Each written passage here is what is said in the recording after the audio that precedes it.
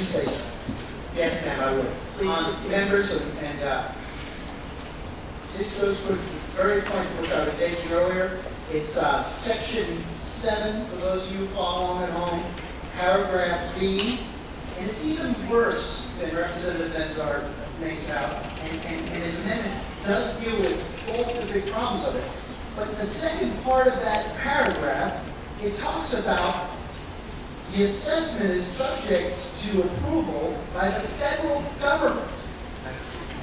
Not the federal government in conjunction with the legislature, but the federal government and access.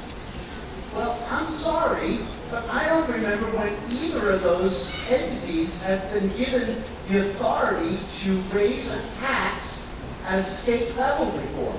And this is all to get around to 108. That's really why this is here. It serves no other purpose than 108. Further, the word assessment is defined in law. And this doesn't mean it.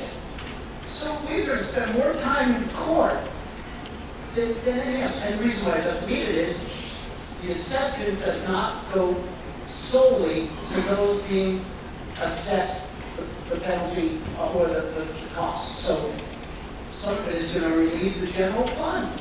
Haven't you seen the governor's numbers? This is not an assessment that just affects the hospitals. So it's a tax. And it's a tax that has a partner, the federal government. Wait till these batches go down and they start saying, but you know what? We can make sure that you're compliant because your state law allows the federal government to adjust that assessment along with access. And we don't ever have to go back to the legislature. This is bad law. It's not defendable. It's why we've been here so long.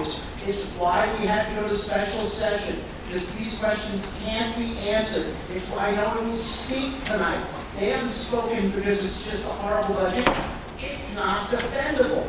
This amendment helps cure a big portion of the problems with this bill. I mean, there's a ton more, we all know it. But this is this puts it in compliance with the Constitution. And we are going to be in the courts on this forever. Well, let's be realistic. This is going to the ballot. We know it. The activities of tonight probably spurred on people are probably printing the things in their house now. I mean, just to get out there and get this on the ballot, 85,000 signatures in the next 90 days. I think you get that quite quickly in this atmosphere. But it's going to be hanging out there for another 2 years and then going to be attacked with lawsuits if it ever passes the voters. And it will fail. This is the worst thing. It's the worst of all worlds. Because we're not solving our own problems. We have some funds where we can fix some of the access problems. We have the ability to put some more people back in the rolls without bankrupting the state.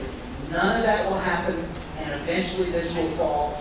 And it's so unpopular in this state as the Obamacare system was unpopular at the federal level.